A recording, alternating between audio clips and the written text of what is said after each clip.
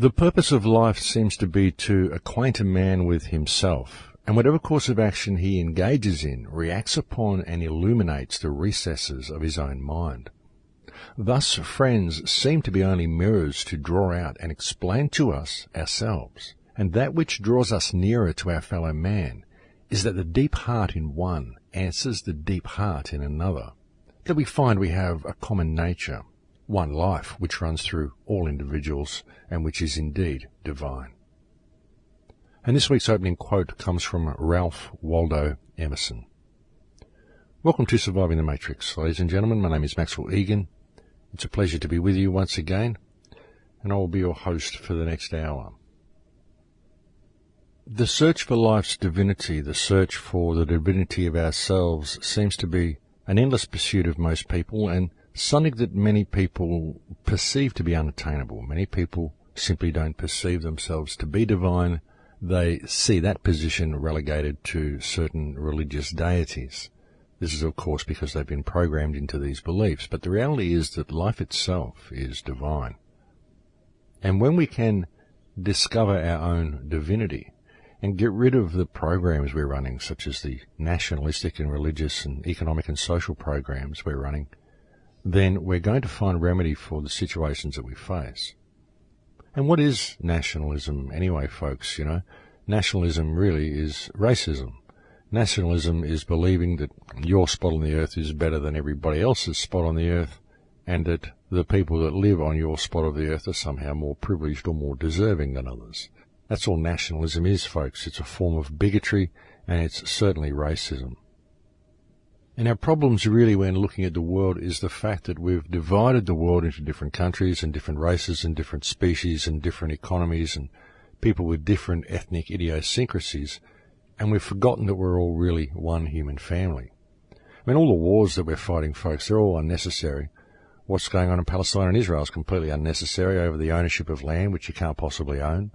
What's going on in Ukraine is completely unnecessary. Every war we've ever had on the planet has been completely and utterly unnecessary and has been a construct. It's all been created by politicians. It's all been created by banking cartels. It's been created by the people who manipulate things and run things and just drag the public along with them in whatever ridiculous harebrained scheme or depopulation agenda they may have. And it's easy to drag the public into supporting these things, folks. I mean, look at the Middle East as a perfect example. Look what happened in Iraq with this whole fake war they had over there and Al-Qaeda and all the threat and all the rubbish that they sold us. And then just as they're getting ready to pull the troops out, suddenly ISIS comes onto the scene and we've got to push more troops back in there and actually escalate the war that they claimed a couple of months before they were going to de-escalate. Now it's escalated massively right when they needed it. And this is simply because of public outcry, folks, because everybody wanted the war to stop. And they don't want the war to stop. They want it to keep going. So what they do is they get a new terrorist organization and inject a new threat into the area so they can push more troops into the area and continue depopulating the way they've been doing. Only now there is a huge public outcry to actually go in there and to escalate the war. And don't forget, folks, these are the same people that were screaming out for the war to stop a few months ago. Now they're screaming out to escalate the conflict because the new boogeyman has arrived on the scene. And not only is it all theatre for the masses, but it's all based on this erroneous concept that we are all different from each other, that all of our countries are real, that all of our races are real, that our religions somehow have supremacism over other religions. It's all completely ridiculous, and it's all somebody else's ideas that have all been superimposed over people's minds. It doesn't matter what religion you belong to, it's somebody else's idea of reality that they've written down in a book and you've taken on as your reality. But what it's doing is preventing you from ever truly expressing the art of yourself and experiencing the world from your unique perspective, free from outside interference. And that's the thing, folks, is that all of these ideas are actually interference in your own perspective, because all of them are other people's versions of reality that you're taking on as your own. And think about it. What thoughts are you having? Are they your own thoughts, or are they the thoughts of someone else that you read in a book? If you believe in God, if you believe in an ultimate creator, what is your perspective of the creator? What is your relationship with the creator? What is your connection to the creator and your communication with the Creator? Is it yours? Or is it somebody else's? Is it somebody else's idea? Are the thoughts you're having about your connection to the Creator things that you have experienced and discovered for yourself on your own? Or are they somebody else's ideas that have been put into your mind so that now you believe that's what your connection would be? Because we all have our own connection, folks, and we don't need somebody else's idea to get in the way. I've had so many Muslims tell me that a lot of the teachings that I present to people sound like they come from the Quran, and they've told me that I should become a Muslim because my teachings are so much like Islam. And I say to them, well, if that's the case, and I know this without reading the Quran, then why do I need the Quran? And I've had many Christians come and tell me the same sort of things. Many teachings that I give, they sound like they're out of the Bible. Why don't I become a Christian? I say, well, if I've got this information without the book, why do I need the book? Because the book is somebody else's idea. And we all have our own connection to Source. We all have our own connection to the mind of God, whatever you want to call it to be. I simply call it Source. I call it the conscious universe or whatever. I mean, I firmly believe that the universe itself is conscious. I think the energy that makes up all matter is itself conscious. And I've gathered this perspective and I've formed this opinion through experiences that I've had on my own, not through anything that I've read in a book. And I've found that if I look at reality from this perspective, it becomes very easy to understand, and it becomes very easy to see how it's all about energy flow and how that energy flow is manipulated by people's belief in things such as nationalism and social and economic programs and religious programs that they're running. And again, folks, all of these things are other people's versions of reality.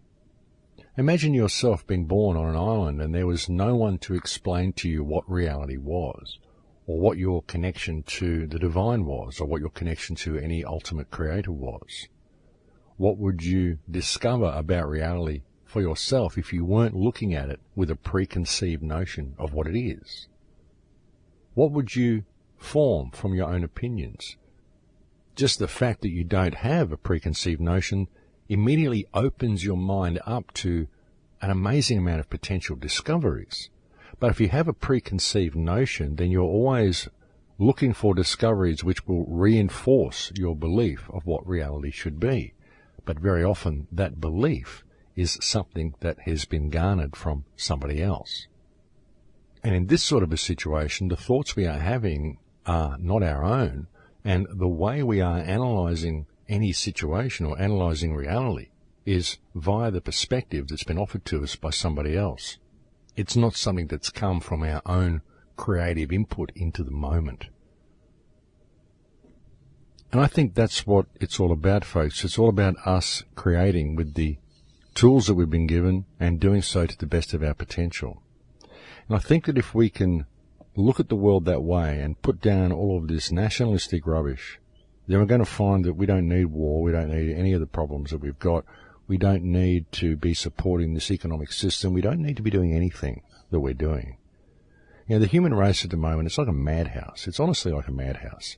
There's no need for any of these wars to be fought, and people defending their states and defending their beliefs and defending all this stuff by killing other people, it makes absolutely no sense at all. You're not going to solve anything by killing people. And the world is so different to what people think it is, folks. The world isn't even overpopulated. It's just badly managed, and all of this is done by design as well. But I think that if we can change our perspective, we're going to see that we can fix this situation very easily. But we've got to stand up and call a spade, we really do. We've got to start looking at how this mechanism is being run and stop being politically correct when we deal with it. That's why I did a show like I did last week and pointed all those fingers at Israel for what it's doing. But again, folks, not at the Jewish people, just at the mechanism that is Israel.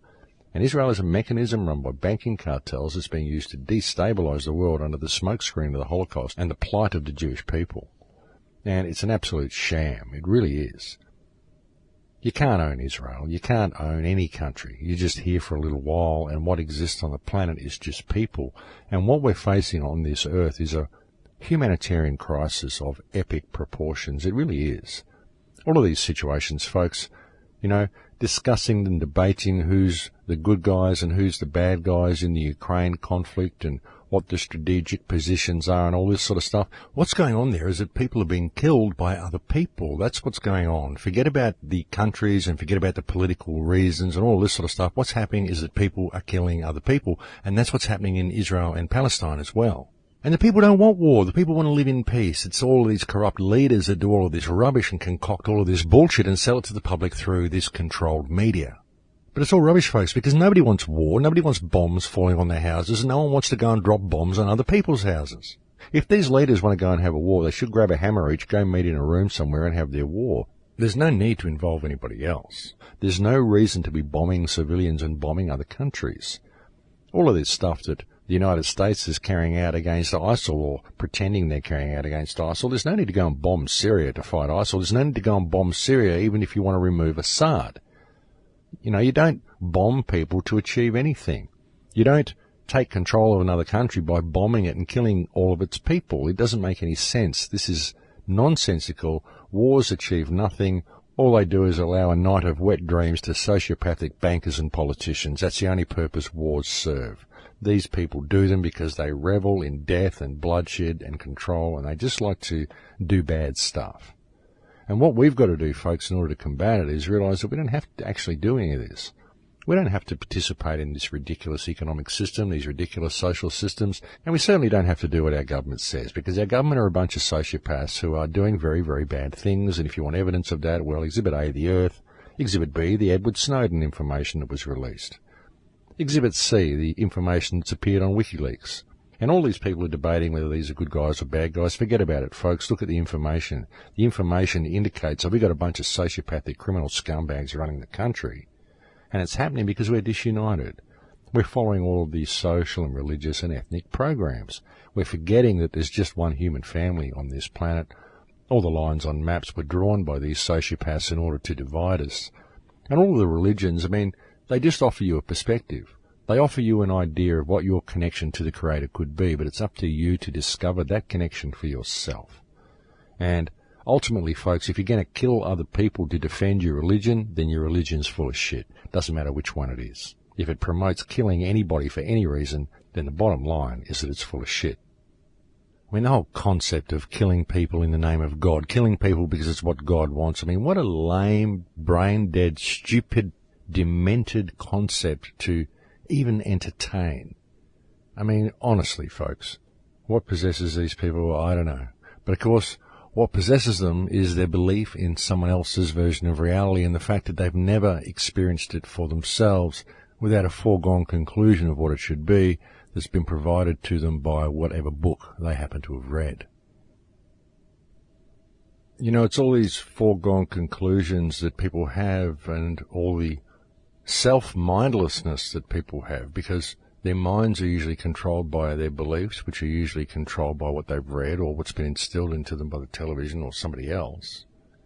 It's all of these sorts of things that have created the problem, that have created the lack of humanity that we see, that has caused us to view all of these humanitarian crises around the planet as being political crises or economic crises, but they're not. They're humanitarian crises. The situation in Gaza, this is a humanitarian crisis of absolute epic proportions, like we've never seen in a so-called civilized country before. We've seen things like this where there's been starving millions that have been living in camps in places like Rwanda, but this is a city, this is a walled-in, besieged city that is suffering the most intense brutality and the most intense inhumanity and the most brutal collective punishment at the hands of Israel, while the international community remains blind because they view it as an issue between Israel and the Palestinians, when really what it is a humanitarian issue. It's people killing other people and torturing other people, torturing children in the case of Gaza Strip, mainly children in Gaza Strip. And this is happening because people are viewing things from a distorted perspective. They're viewing things from a religious or ethnic perspective rather than seeing it for what it is, which is a humanitarian crisis. And because it's such a blatant humanitarian crisis right in our faces, it's also a huge opportunity for the human race to step up to the plate. It really is, folks. It's a huge opportunity for the human race to rediscover their humanity by simply standing up, calling a spade, and seeing things for what they are and naming them for what they are. And forgetting all the rubbish and the disinformation and the lies that are fed to you by the media and the politicians, forgetting about the economy. It's not about the economy. The economy's fiction. To hell with the economy. It's a bunch of digits on the screen which is destroying our habitat and is essentially anti-life. So screw the economy. Forget all of these things, folks. We've got a humanitarian crisis on this planet that's happening because people aren't paying attention, mainly because they're running on the treadmill and have been given a distorted perspective of reality. They think countries and politics and currency and all this stuff is real. It's just fiction, folks. It's all fiction. And it's all designed to not only prevent you from being you, but also to prevent you from seeing the beauty in others. I mean, honestly, if people could see the beauty in themselves enough to see the beauty in others, then we wouldn't have any of these conflicts happening. And Gaza, folks. I mean, my God. Poor Gaza. Do not forget Gaza, folks. Who can get me into Gaza? Can anybody out there get me into Gaza? I've been trying to get into Gaza since October last year. I've had so many attempts to get in there. I've had so many things that have looked like it was going to happen, and I'm all ready to go, and something happens and I can't go. Is there someone out there listening to this show who can get me into Gaza? If you can, please contact me. I would love to go. And I just thought I'd put that out there. Of course, I'd like to suss you out a lot first before I just go running off into the blue with some stranger to Gaza. But I really would like to get back into Gaza Strip. And the passing through Egypt is just impossible at the moment, and there seems to be no way that Israel is interested in letting anyone through. I mean, I'm all ready to go, folks. I've got my return ticket there, which is open until October this year. I've got my bags already packed. I can go at a moment's notice. I just have to get in there. And it's certainly been very frustrating to find no matter how hard I try, I just can't seem to manage it. But we do what we can, hey, and I will get in there eventually. I'm sure that if I keep trying, there's going to be an opening, and I will eventually get in there. But honestly, folks, what we are facing on the world is a humanitarian crisis. It really is. All of these issues that we look at, all the problems that we face, we just don't seem to address them in the right way. We look at them from political or ethnic or economic perspectives. We look through the legal system for loopholes and remedies within the legal system, but we never really look at it from a human perspective. Sure, we might see people suffering and say, oh, this is terrible that these people are suffering, and then we look for loopholes and we look for legal avenues and we look for all this sort of stuff. But we should put all that below the human value, because the human value is the highest. And I'm not saying humans are more valuable than animals. Don't get me wrong here. I'm talking about the system, okay? And it really actually annoys me that I have to clarify points like that. Anyway, doesn't matter. But what I'm trying to say here is that we need to put humanity back into the equation. If there's people that are suffering because of the system, because of economics, because of the social system, because of the economic system, because of the legal system, because of wars or whatever, if there are people suffering, then there's something terribly wrong. And whoever's making the people suffer is doing the wrong thing, regardless of what the legal implications are, regardless of whether it's legal for him to be doing what he's doing or not. You know, people in Guantanamo Bay, folks, regardless of whether it's legal under military law for this to be done or not, it's completely and utterly irrelevant. If it is legal under military law for what's happening in Guantanamo Bay to occur, then the military law needs to be thrown in the bin straight away. It's as simple as that. Because it's a humanitarian issue. It's got nothing to do with legality or social issues or politics or this or that. What's happening in Guantanamo Bay is people are being tortured by other people. It's a humanitarian issue. What's happening in our countries with the austerity measures where people are becoming homeless in order to balance the books? What's happening is that people are suffering in order to support the economic model. So the economic model needs to be thrown in the bin. Now, this is the way we need to start looking at things, folks. The people must not suffer at the hands of the system and at the hands of their government. If they do, then the system and the government needs to be removed. It's as simple as that. And that's the situation that we've got. We've got a bunch of criminals running the planet that are making sure that everybody on the planet is suffering greatly. And it's going to continue to happen until we stand up and start calling a spade, folks. And that's only going to happen if we start looking at things from a humanitarian perspective. Because that is the issue. It's a humanitarian issue. All of these situations are humanitarian issues, whether it's war, whether it's homelessness, whether it's coal seam gas mining, whatever it is. It's all humanitarian issues. And even if you want to say, okay, well, humans aren't the top of the food chain, we need to protect the animals as well. Well, it's humanitarian to protect the animals. It's the humane thing to do. But you're not going to do that until you can get humanity to recognize themselves for what they are and see the beauty in themselves and realize that we have the power to change everything. We're the ones that created this whole mess, and we did. We created it, folks, through our own inaction, through our own apathy is how we created it. We just let these criminals run amok and do whatever they want to do because we believe that all the rubbish they write on pieces of paper is real. But it's not. It's just fiction. And we can still fix things if we choose to stand up and call a spade now. If we choose to stand up and do the right thing, folks, we can still fix things. But if people are going to be politically correct and they're not going to stand up and speak the truth, then it's just going to continue to go downhill. And now's the time we have to do it, folks. Now is the time for you to stand up and be counted. And I tell you, folks, if you're not prepared to do it, then you can see where it's going. I mean, look what just happened in France. We had nearly 100 people arrested at a gig after some band had played for the crime of defending terrorism and other thought crimes and other speech crimes. And they weren't defending terrorism at all, folks. What they were saying was that we're being scammed by our governments. And this was classed as defending terrorism, and they were all arrested. And this is coming to a town near you, and the reason it's coming to a town near you is because you're not prepared to stand up now and make a little bit of noise about it. You're just going to hide in the cupboard until they come and get you. And they will. They'll come and get you if you continue to hide in the cupboard. You've got to start speaking your truth, folks, because they're locking things down around you right now. And no, this isn't fear porn. And the people out there that are saying don't listen to the fear porn, what they are promoting is the fear porn that facing the truth and wanting to do something about it is fear porn.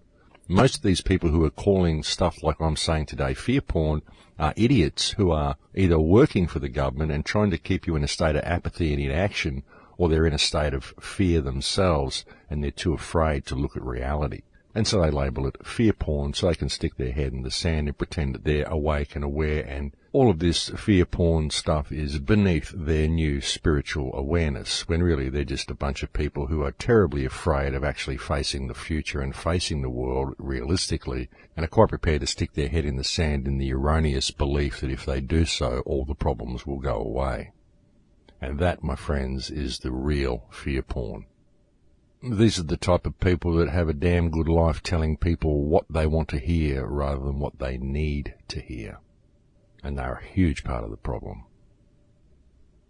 There are just too many people who believe that there is a spiritual way out of this, but the spiritual understandings don't need to be applied to the physical world, but in fact they do.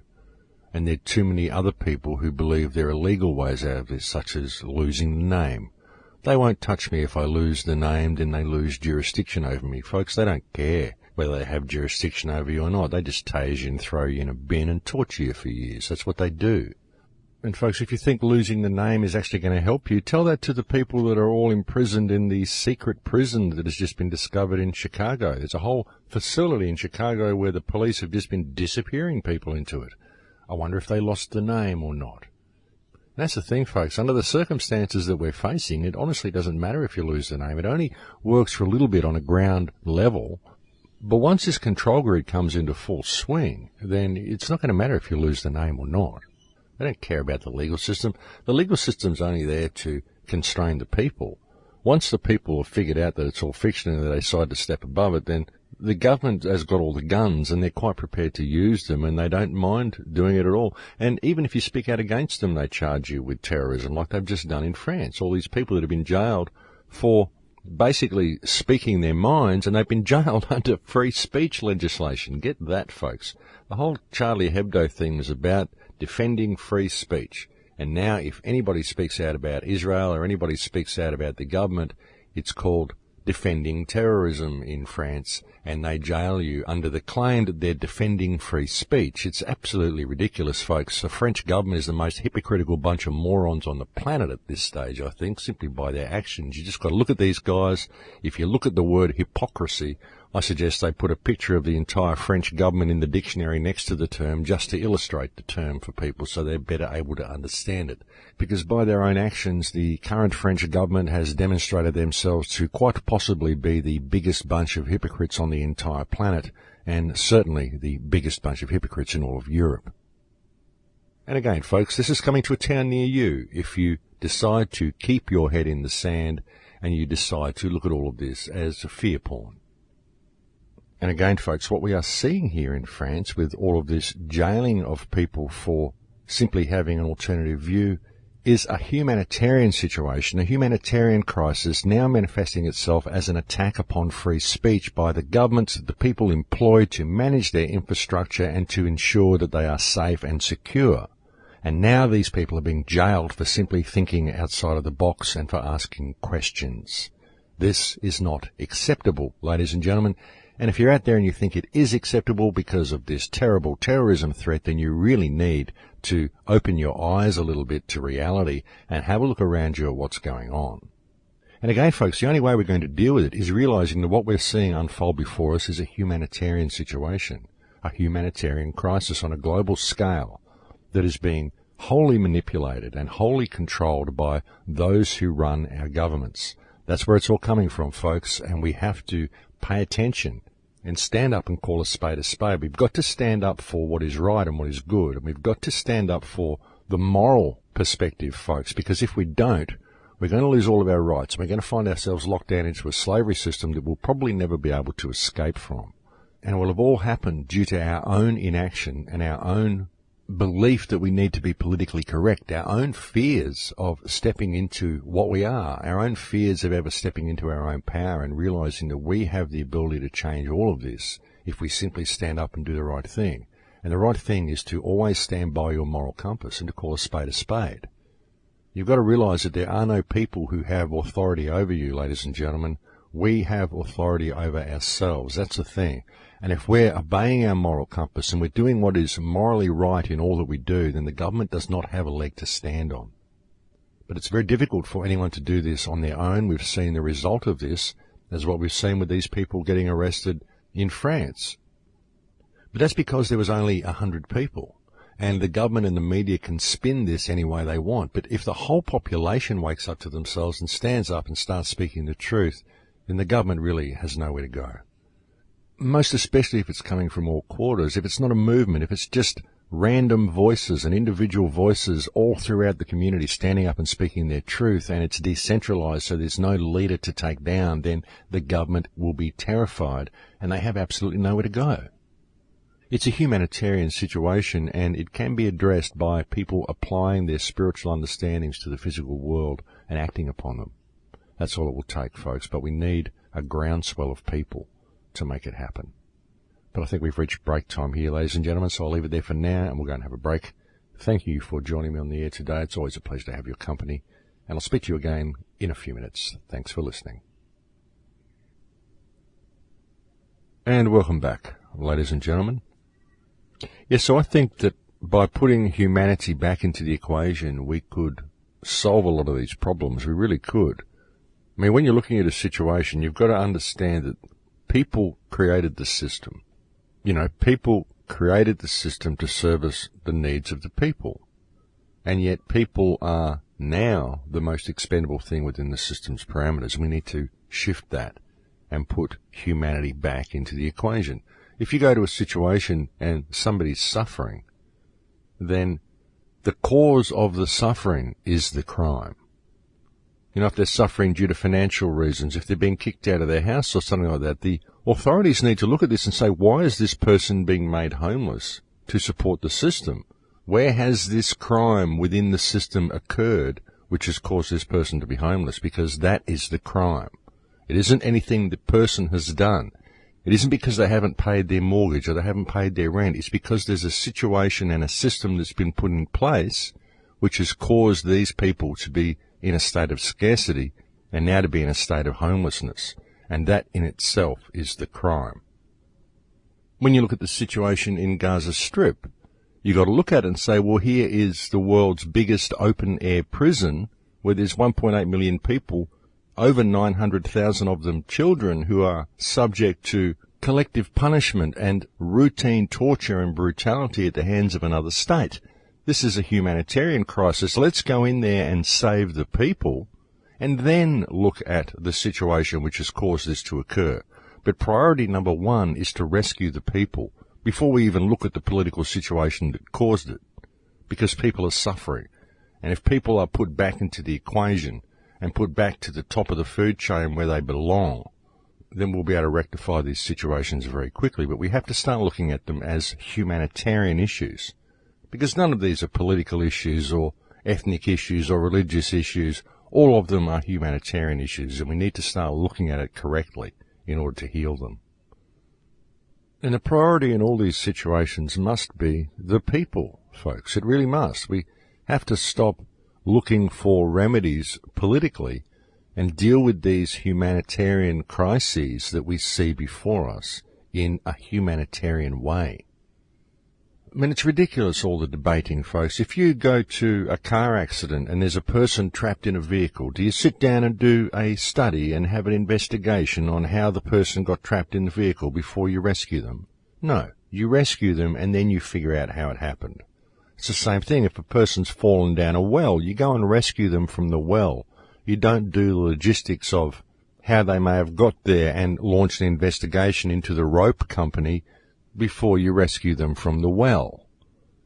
And it's the same situation in places like Gaza. People are suffering. They are suffering incredible inhumanity and brutality, and we're debating on the finer points of how they got there rather than realizing that they're there and rectifying the situation. We have to look at it from a human perspective, folks, and put all of this political and ethnic and religious rubbish aside, because all of these issues are humanitarian issues. As I stated earlier, folks, the problem is that our governments have lost their humanity. That's the whole thing. And because the governments have lost their humanity, and the media certainly doesn't have any humanity, it's been filtered down to the population, and the population fails to look at things from a human perspective. I mean, we see people suffering in a country at the hands of a tyrannical government, and so we go in and bomb the hell out of the country and kill most of the people under the pretext of rescuing them. It's absolutely absurd. And you can't solve any problems through war. You can't solve any problems through conflict. I mean, look at what's happening in Ukraine. The West is deciding that the way to fix Ukraine is to send a massive amount of weapons in there and drop bombs all over the place. I mean, how is this going to help anyone? How is this going to heal the situation? It's just going to make lots of people homeless. It's going to destroy lots of infrastructure, and it's going to kill lots of people. But of course, the real problem in all of these situations is the military, isn't it? It's these idiots in the military who just do what they're told and blindly follow orders, and it's the same on the streets of our society. The idiots in the police force who just blindly follow whatever order the corrupt government gives them, rather than looking at things from a human perspective. And that's what we have to do, folks. But I really believe that if the public stands up and starts doing this, if the people in everyday society, if just the people on the street, the everyday man on the street, adjusts his moral compass and starts looking at things from a humanitarian perspective and questioning things from a humanitarian perspective, then he'll make a difference, because his words will fall on the ears of others and it will make sense to them. I really believe, folks, I just believe in the power of the human race, and I have faith in the human species. I think we can overcome this, and I think that if people hear the right words spoken in the right way, it will wake them up. It will cause them to stir inside. It will awaken their moral compass, and they will want to stand up and make a difference. And they'll see the need to stand up and make a difference, because there is a real need for people to start speaking their truth. You know, I honestly don't know how much more it's going to take to get people to stand up. I mean, it's so much in your face now. Look at the new anti-terror bill that the Canadian government is talking about bringing in. What is it, C-51, I think it's called, or C-15? I think it's C-51, which basically criminalises any criticism of government actions at all. That's it, folks. If you criticise the government, you're a terrorist. And this is what I said was coming. And I've been predicting all of this sort of stuff for such a long time now, and it's very disappointing to find that I'm right with these things. It really is, because you can see this coming. And the mere fact that the Canadian government would introduce a bill which names any criticism of themselves as terrorism, this in itself is an act of terrorism that the Canadian government is now committing against its people. It's criminalising any type of free speech It's criminalising anybody who thinks outside of the box. And this spells a very, very dangerous time for the people of Canada, folks. You imagine living in a society where you are unable to question your government, and when questioning your government becomes a crime, it means that the government can do absolutely anything it wants, and if you question it, then you're a terrorist. The government can commit unbridled terrorism against its population like they're already doing. Emotional terrorism, psychological terrorism, financial terrorism, educational terrorism, social terrorism. Not to mention the terrorism they're waging against all of these countries in the Middle East. Not to mention things like the secret prison in Chicago that has recently been discovered. But what it means, folks, is that they can wage wholesale terrorism against their populace, and there's nothing you can do about it. And if you even question that type of terrorism, if you even question your children being stolen from you or your neighbours disappearing in the middle of the night, then you become a terrorist.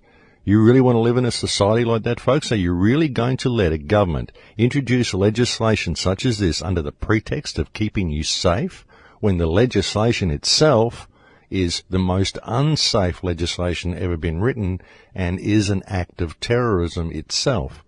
That's the reality of the situation, folks. I mean, honestly, are you people actually going to let this happen? Because if you do, well, I'm sorry, but you probably deserve what you get, because this is just not acceptable. And the police, what are the police doing about this? Why haven't the police looked at this legislation and gone and arrested Stephen Harper and his entire government for treason against their nation? Because that's what they're doing. They removed habeas corpus, basically, with this legislation, and habeas corpus is the cornerstone of democracy. If you don't have habeas corpus, then you have a dictatorship. And that's what we're getting in all of our Western countries. And it's happening because the people are brainwashed by the media and they're too scared to stand up and simply speak the truth. You know, the world has changed very dramatically in the last 12 months. Even in the last 8 or 10 months, it's changed very, very dramatically. When I left Australia last year at the end of July, and I went over to Boom Festival, when they were bombing Gaza during July last year, I said to people that this is different. This bombing campaign against Gaza is different. It has changed things. What it's done is it's legalized domestic terrorism. It's legalized the use of weapons from hell against civilian populations. And it's shown the people of the West what our police and what our authorities are prepared to do and what sort of weapons they are prepared to use against people.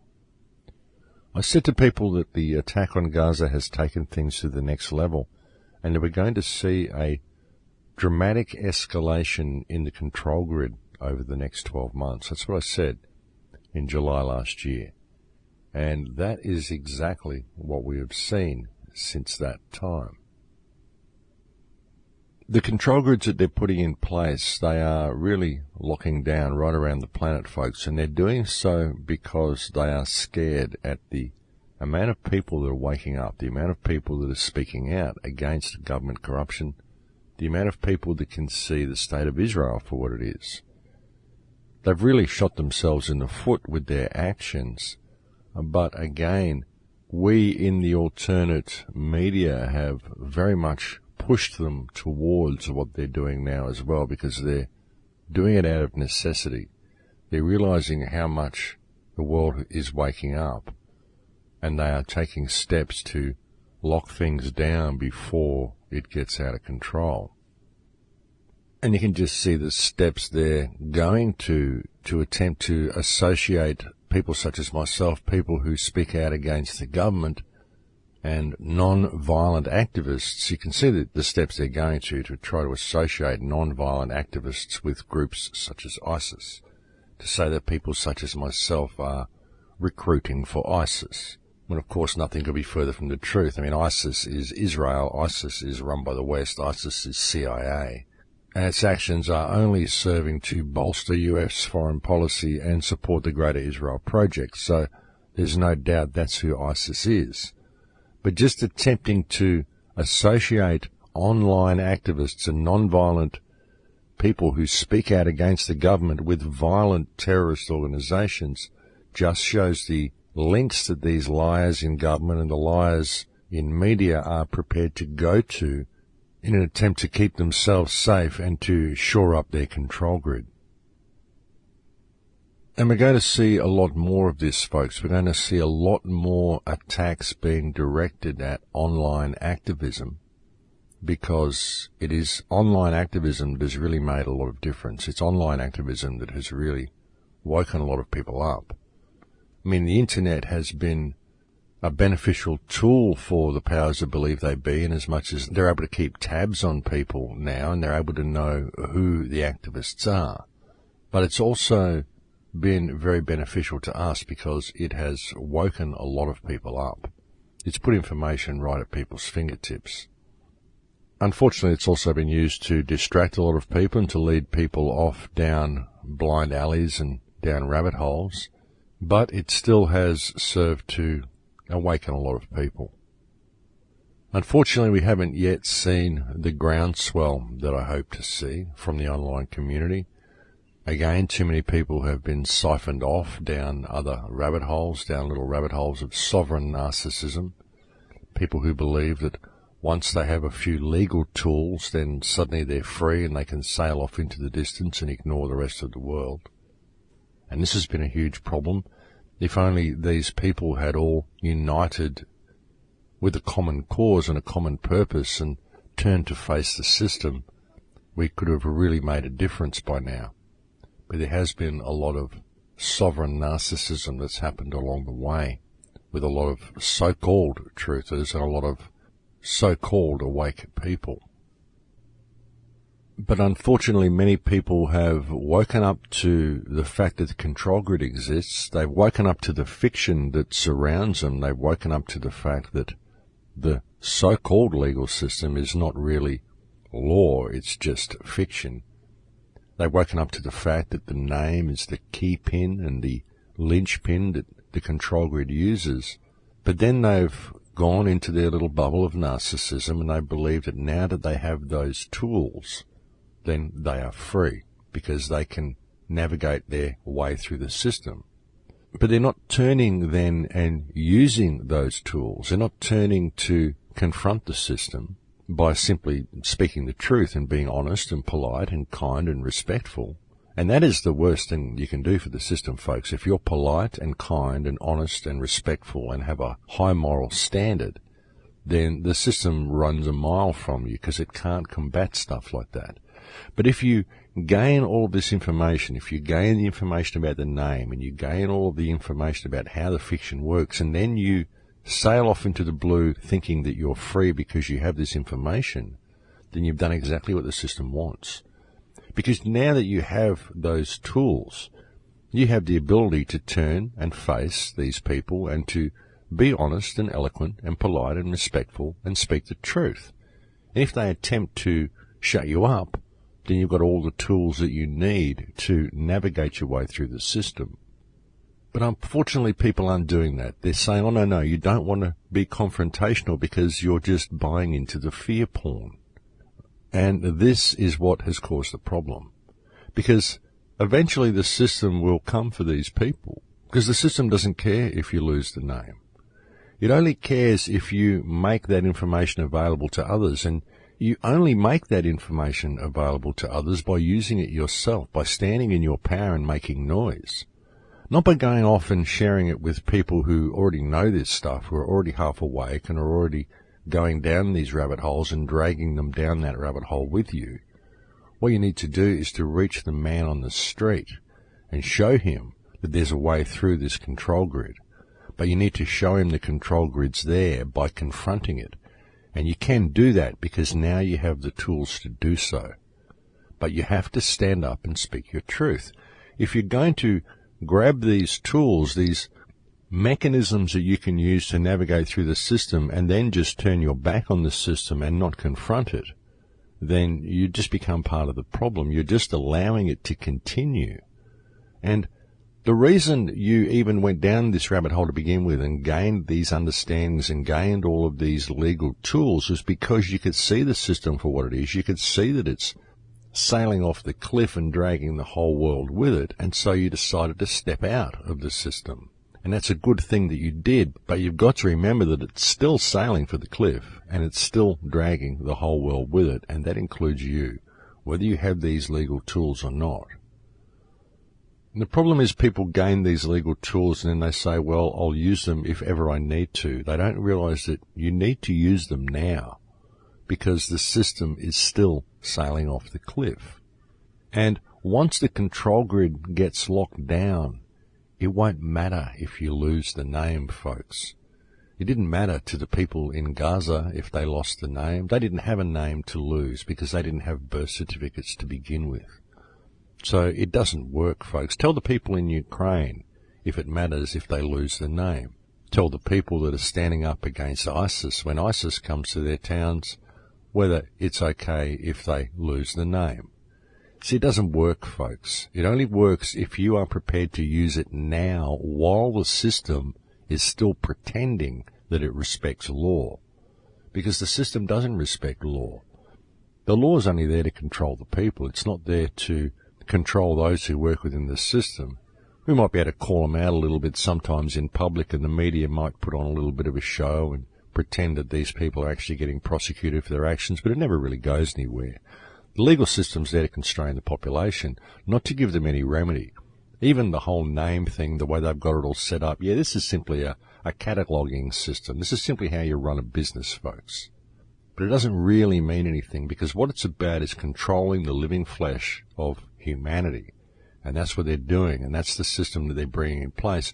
And by the time it all gets locked down, there'll be enough people in there that will support it that it won't matter if you lose the name. They'll just call you a terrorist for doing so. And that'll all be because you didn't apply yourself to the world now. You know, you get all this new knowledge of how the system works, but then you sail off into a bubble of narcissism and don't apply it to the world, and that has been the problem. You know, if all the people who understood how the fiction works, if all the people who understood how natural law works, and all the people who really could see this control grid for what it is, could put down all of their little bubbles of narcissism and stop arguing with each other and put all their egos aside and stop looking down on each other and accusing each other of supporting fear porn and all this rubbish, all these programs that people are running, and actually respect themselves enough to respect other people and all stand together and call a spade, we could heal the world in a day. While people continue to run down these rabbit holes and support these systems of sovereign narcissism and spiritual narcissism and actually think they're free by ignoring the rest of the world, then they're just exacerbating the problem, and we're never going to get anywhere.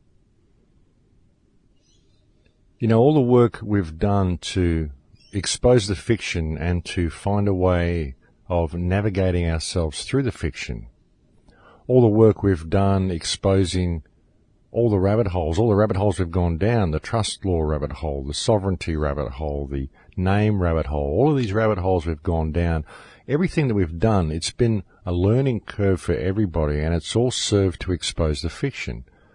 But if we don't apply it to the world now, while the system is still pretending that it obeys the law that it creates, then it's not going to work, because once the control grid locks down, then all of that stuff will be thrown out the window.